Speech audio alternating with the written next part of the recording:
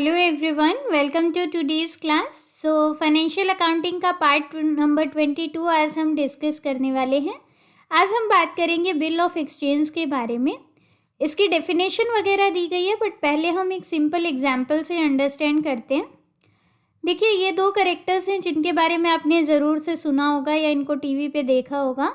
ये हैं जेठालाल गड़ा, जिनकी गड़ा इलेक्ट्रॉनिक्स नाम की एक दुकान है, और ये हैं पोपटलाल जी। अब देखिए होता क्या है, पोपटलाल जी जाते हैं गड़ा इलेक्ट्रॉनिक्स पे और जेठालाल जी को बोलते हैं कि आप मुझे एक मोबाइल दे दीजिए, लेकिन पैसे मेरे पास अभी नहीं हैं। यानी पोपटलाल जी जेठालाल जी को बोलते हैं कि आप मुझे उधार में मोबाइल दे दीजिए। तो जेठालाल जी कहते हैं ठीक है, मैं तुम्हें उधार में मोबाइल दे देता हूँ। पर जेठालाल जी क्या करते हैं, एक स्टैम्प पेपर लेते हैं, उस पर ये लिखते हैं कि आज से, जैसे आज की डेट वो डाल देते हैं, मान लो आज है जनवरी 21, तो जनवरी 21 डाल दी 2023, और यूँ लिख देते हैं कि आज से 2 महीने के बाद तुम मुझे 10,000 रुपये दोगे, जो इस मोबाइल की कॉस्ट है, ये पैसा मुझे दोगे। ठीक है, यहाँ पे जेठालाल जी अपने साइन कर देते हैं। अब पोपटलाल जी को ये कागज़ देते हैं, पोपटलाल जी भी इस पर साइन कर देते हैं, एक्सेप्टेड लिख देते हैं कि हाँ ये एक्सेप्टेड है, और अपने साइन कर देते हैं। अब ये जो इंस्ट्रूमेंट बना, ये बना बिल ऑफ एक्सचेंज। अब इसका मतलब क्या है समझिए। जेठालाल जी यहाँ पे क्रेडिटर हैं और जो पोपटलाल जी हैं वो डेटर हैं, क्योंकि उन्होंने उधार में सामान खरीदा है। ठीक है, अब इसमें होता क्या है, क्रेडिटर जो है यानी जेठालाल जी जो हैं वो एक ऑर्डर दे रहे हैं पोपटलाल जी को कि 2 महीने के बाद आप 10,000 रुपये मुझे दोगे। ठीक है, यानी जेठालाल जी यानी क्रेडिटर जो है वो ऑर्डर करता है डेटर को कि आप इतने टाइम पीरियड के बाद, एक फिक्स टाइम पीरियड होता है, इतने रुपए मुझे दोगे। ठीक है, ये चीज़ होती है बिल ऑफ एक्सचेंज। अब है क्या, इसका बेसिक मतलब क्या होता है। अब देखो 2 महीने के बाद, क्योंकि पोपटलाल जी ने इसको साइन किया, तो 2 महीने के बाद पोपटलाल जी को यह अमाउंट जेठालाल को देनी पड़ेगी। ठीक है, अब मान लो जेठालाल जी को इससे पहले पैसे की ज़रूरत पड़ जाती है, तो वो क्या कर सकते हैं, 2 महीने से पहले अगर उनको पैसा चाहिए तो वो बैंक में जा सकते हैं। वो बैंक में जाके ये बोलेंगे कि मेरे पास ये बिल है, ये जो पेपर है ये ले जाएंगे कि मेरे पास ये बिल ऑफ एक्सचेंज है, आप मुझे इसके बदले पैसे दे दो। तो बैंक क्या करेगा, जैसे इसकी वैल्यू 10,000 रुपये है तो बैंक कुछ कमीशन काट लेगा। मान लो 200 रुपये बैंक ने कमीशन काट लिया, तो बैंक 9,800 रुपीज़ जेठालाल जी को दे देगा। ठीक है, और बाकी के 200 रुपये बैंक का कमीशन हो गया। जब 2 महीने पूरे होंगे तो बैंक जो ये पैसा है वो पोपटलाल जी से कलेक्ट कर लेगा। ठीक है, इस प्रोसेस को हम बोलते हैं डिस्काउंटिंग। डिस्काउंटिंग का मतलब क्या होता है, डिस्काउंट कर दिया ना बैंक ने, यहाँ पे 10,000 के अमाउंट पे 200 रुपये डिस्काउंट काट लिया, 9800 रुपये दिए जेठालाल को, तो ये प्रोसेस होती है डिस्काउंटिंग। तो आई होप आप बिल ऑफ एक्सचेंज का मतलब समझ गए हैं। अब यहाँ पे देखिए जो डेफिनेशन आपको दी गई है नेगोशिएबल इंस्ट्रूमेंट एक्ट 1881 के अंडर, बिल ऑफ एक्सचेंज देखो एक इंस्ट्रूमेंट होता है जो कि रिटन होता है, अभी हमने देखा राइटिंग में है।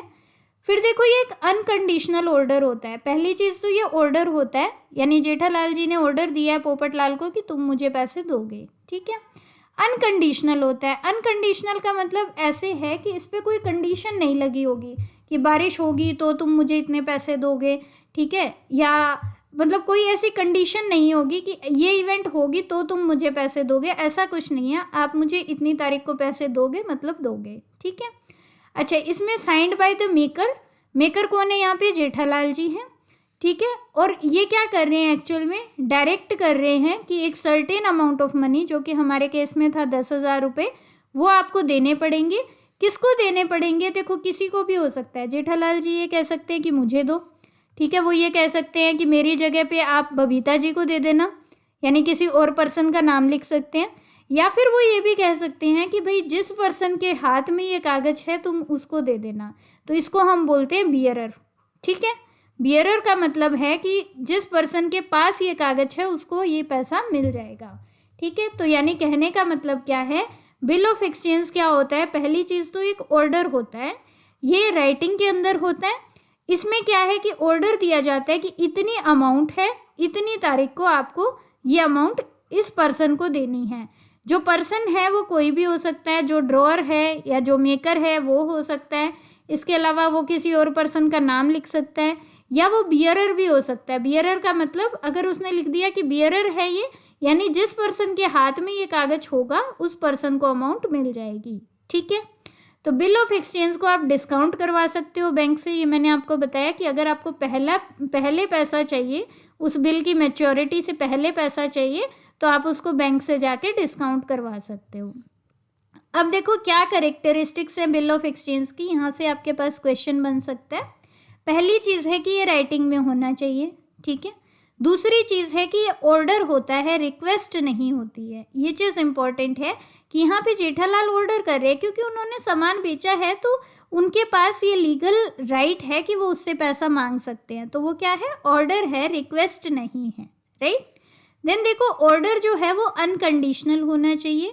अनकंडीशनल होने का मतलब क्या है कि ये ऐसा ऑर्डर नहीं होना चाहिए जिस पे कोई कंडीशन हो, मतलब कि बारिश होगी तो तुम मुझे पैसा दोगे। ठीक है, इस तरह का कोई ऑर्डर नहीं हो सकता। ये अनकंडीशनल ऑर्डर होगा कि इतनी तारीख को पैसा देना है, मतलब देना है।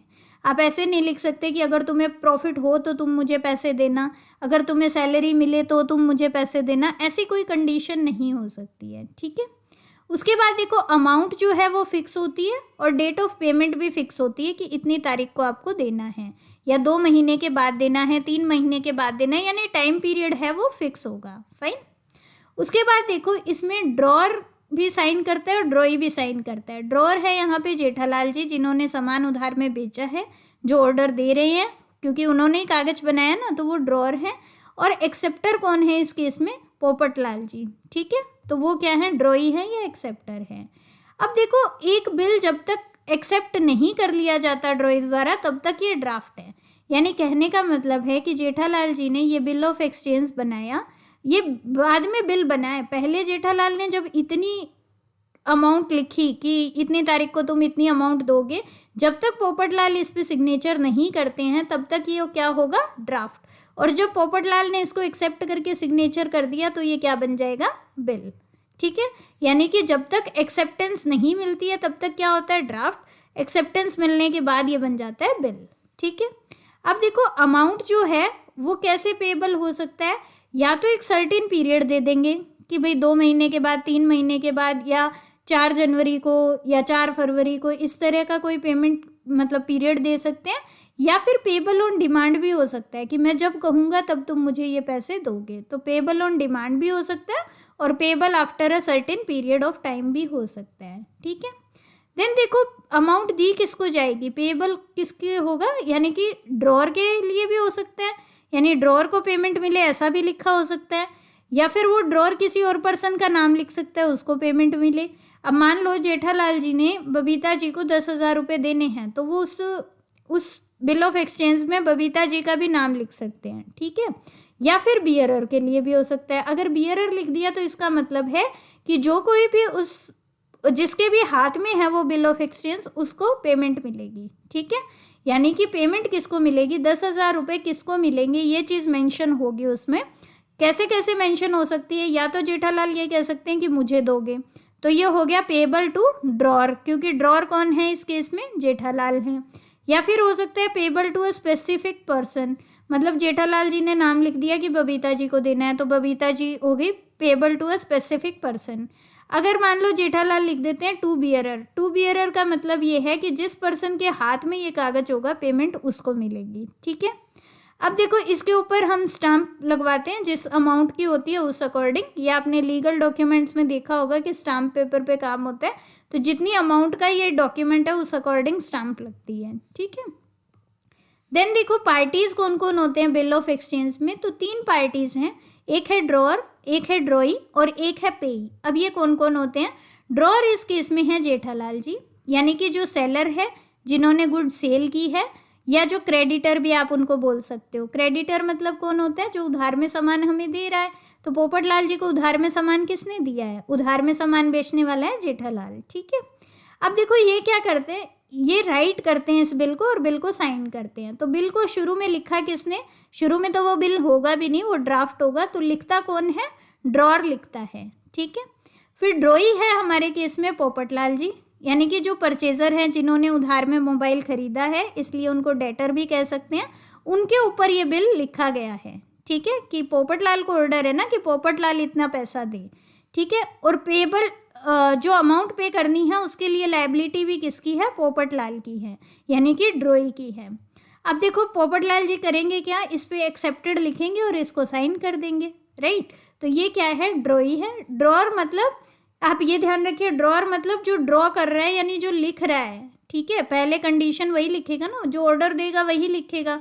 फिर उसके बाद ड्रॉई का क्या काम है, जिसके ऊपर वो रिस्पॉन्सिबिलिटी है पे करने की, और ड्रॉई इसको एक्सेप्टेड लिख के साइन करेगा, तब ये बिल बनेगा। उससे पहले ये क्या है, जब ड्रॉर ने बनाया है तो ड्राफ्ट है, जब ड्रॉई ने एक्सेप्ट कर दिया तो ये क्या बन जाएगा, बिल बन जाएगा।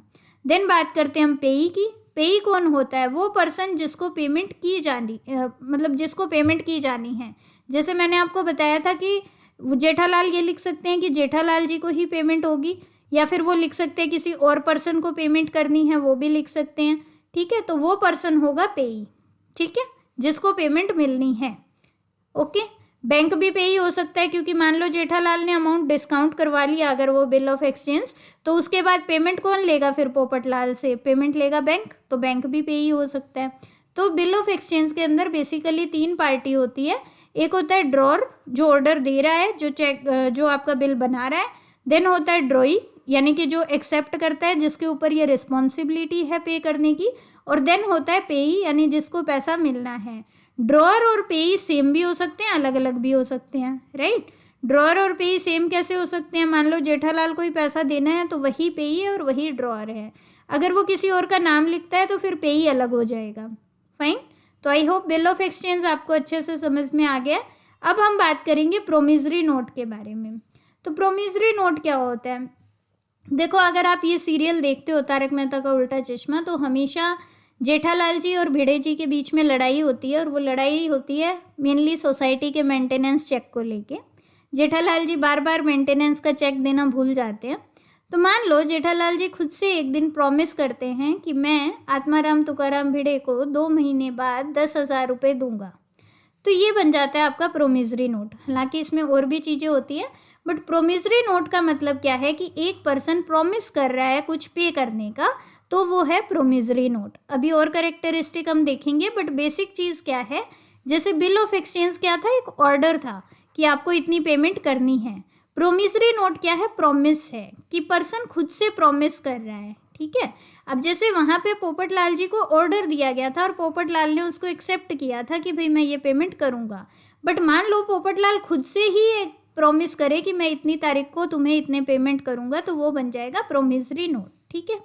अब प्रोमिसरी नोट क्या होता है, देखो कई बार क्या होता है, जो परचेजर ऑफ गुड्स है या जो डेटर है जिसने पैसा उधार में लिया हुआ है, ठीक है, वो क्या करता है, खुद ही एक नोट लिख देता है इस तरह का कि भाई मैं इतना पेमेंट जो है वो करने का प्रॉमिस करता हूँ। तो नेगोशिएबल इंस्ट्रूमेंट एक्ट के अंदर प्रोमिसरी नोट की क्या डेफिनेशन है कि प्रोमिसरी नोट एक इंस्ट्रूमेंट होता है जो राइटिंग में होता है।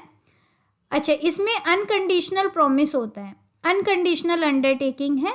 अंडरटेकिंग समझते हैं आप, जैसे आपने कुछ लिख के दे दिया, जैसे जस्ट सपोज मान लो आपने कॉलेज वगैरह में एडमिशन लिया हो, आपके पास अगर ऑन द स्पॉट कोई डिग्री नहीं है या कोई डॉक्यूमेंट नहीं है, तो आप क्या करते हो, वो आपसे अंडरटेकिंग लिखवा लेते हैं कि आप 3 दिन के अंदर या 4 दिन के अंदर अपनी डिग्री यहाँ सबमिट करोगे, ठीक है। तो इस तरह से ये एक अनकंडीशनल अंडरटेकिंग है, इस पर भी कोई कंडीशन नहीं होगी कि भाई बारिश आएगी तो मैं तुम्हें पैसे दूंगा, ऐसा कुछ नहीं होगा, ये अनकंडीशनल होगा। इसमें क्या है, मेकर साइन करेगा। मेकर यहाँ पे कौन है, जो पर्सन प्रॉमिस कर रहा है वो मेकर है, वो साइन करेगा कि मैं एक सर्टेन अमाउंट ऑफ मनी तुम्हें दूंगा। किसको दूंगा, या तो उस पर्सन को जिसको देना है, या फिर उसके ऑर्डर पे किसी और को, ठीक है।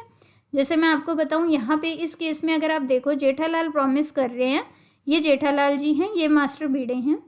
अब ये जेठालाल जी प्रॉमिस कर रहे हैं भिड़े मास्टर को कि मैं तुम्हें पैसे दूंगा, ठीक है। तो जेठालाल जी यहाँ पे प्रॉमिसर हैं, ठीक है। इन्हीं को आप मेकर बोल सकते हैं, क्योंकि ये इस प्रॉमिसरी नोट को बना रहे हैं, तो ये मेकर हैं। और ये कह सकते हैं कि या तो मैं भिड़े को दूंगा, या भिड़े किसी और को ऑर्डर करता है तो मैं उसको दूंगा। मान लो भिड़े कहता है कि ये चेक आपको, ये जो पैसे हैं ये आपको मुझे नहीं देने हैं, ये मान लो अब्दुल को देने हैं, तो ये अब्दुल हो जाएगा इस केस में, ठीक है। यानी कि प्रोमिसरी नोट जो है वो किसी पर्सन को पे किया जा सकता है या उस पर्सन की किसी और उस पर्सन ने किसी और को बोला है तो उसको पे किया जा सकता है, बट पर्सन का नाम ज़रूर से मेंशन करना पड़ेगा। प्रोमिसरी नोट कभी भी बियरर नहीं हो सकता कि जिसके हाथ में है उसको मिल जाए, ऐसे तो बहुत गड़बड़ हो जाएगी, राइट। तो प्रोमिसरी नोट में हमेशा पर्सन का नाम होगा। अब देखो प्रोमिसरी नोट की कैरेक्टरिस्टिक्स की बात कर लेते हैं, ये मैंने आपको बता दिया। अब इसमें दो पार्टीज होती हैं प्रोमिसरी नोट में, एक होता है मेकर या राइटर जो कि इस केस में है जेठालाल, और एक होते हैं पेई। पेई यहाँ पे है भिड़े मास्टर क्योंकि उनको पैसा मिलने वाला है। अब ये चीज़ आप ध्यान रखिए, यहाँ पे कोई एक्सेप्टर नहीं होता है। जैसे उस केस में क्या था कि ऑर्डर था, जेठालाल ने ऑर्डर किया था, पोपटलाल ने एक्सेप्ट किया था, राइट। बट यहाँ पे ऐसा कोई केस नहीं होगा। क्यों नहीं होगा वो मैंने आपको बता दिया, क्योंकि एक्सेप्ट करने वाली तो बात ही नहीं है ना। जेठालाल खुद से प्रॉमिस कर रहे हैं कि भाई मैं दूंगा, उसमें तो क्या था जेठालाल ऑर्डर कर रहे थे, तो उनको पोपटलाल जब तक एक्सेप्ट नहीं करेगा तो उस चीज़ की वैल्यू क्या है, राइट। तो बट यहाँ पे कोई भी एक्सेप्टर का रोल नहीं होता है। तो अब इसकी कैरेक्टरिस्टिक कर लेते हैं। पहली तो यही है कि ये राइटिंग के अंदर होना चाहिए। दूसरा है कि इसमें प्रॉमिस होना चाहिए पे करने का। अब जैसे किसी ने ये लिख दिया कि भाई मैं तुम मुझसे 10,000 रुपये मांगते हो, तो ये प्रोमिसरी नोट नहीं होगा। ये क्या है, ये सिर्फ एक्नॉलेजमेंट ऑफ डेट है कि आप मान रहे हो कि भाई मुझे देने हैं, बट आप प्रोमिस तो नहीं कर रहे ना कि देने हैं। तो जब तक ये नहीं कहा जाएगा कि आई प्रोमिस टू पे, तब तक वो प्रोमिसरी नोट नहीं होगा, ठीक है। देन देखो प्रॉमिस जो है वो अनकंडीशनल होना चाहिए, उस पर कोई भी कंडीशन नहीं होनी चाहिए। अमाउंट जो है वो स्पेसिफिक होनी चाहिए कि इतने रुपए मैं दूंगा। ये साइन होता है मेकर के द्वारा, सामने वाले पर्सन के साइन की ज़रूरत नहीं है, क्योंकि जो लिख रहा है ना उसी का साइन होना ज़रूरी है। देन देखो पेमेंट, नेम ऑफ पेई इसमें ज़रूर से आपको लिखना पड़ेगा, ठीक है। जैसे भिड़े मास्टर का नाम यहाँ पे आपको ज़रूर से लिखना पड़ेगा। ये बियरर नहीं हो सकता है, ठीक है। बियरर क्यों नहीं हो सकता है, क्योंकि बियरर होने का मतलब है कि जिसके हाथ में है उसको मिल जाए। तो ये तो नहीं ना, प्रोमिसरी नोट हम तो किसी पर्टिकुलर पर्सन को देने का प्रॉमिस करते हैं, फाइन। तो ये प्रोमिसरी नोट जो है ये बियरर नहीं हो सकता है। दिस इज़ वेरी इंपॉर्टेंट, आप इसको याद रखिएगा। देन ये स्टैम्प किया जाता है अकॉर्डिंग टू वैल्यू, तो जितनी वैल्यू का प्रोमिसरी नोट है उस अकॉर्डिंग स्टैम्प पेपर पे स्टैम्प लगेगी इसकी, ठीक है। तो आई होप ये लेक्चर आपको क्लियर है। अभी नेक्स्ट लेक्चर में हम प्रोमिसरी नोट और बिल ऑफ एक्सचेंज के बारे में थोड़ा सा और डिस्कस करेंगे, इनके डिफरेंसेस देखेंगे, बिल ऑफ एक्सचेंज की मैच्योरिटी कैसे निकालते हैं, ग्रेस पीरियड क्या होता है, ये सब हम नेक्स्ट लेक्चर में करेंगे। सो आई होप आज का ये लेक्चर आपको क्लियर है। Thank you so much for your time, have a good day.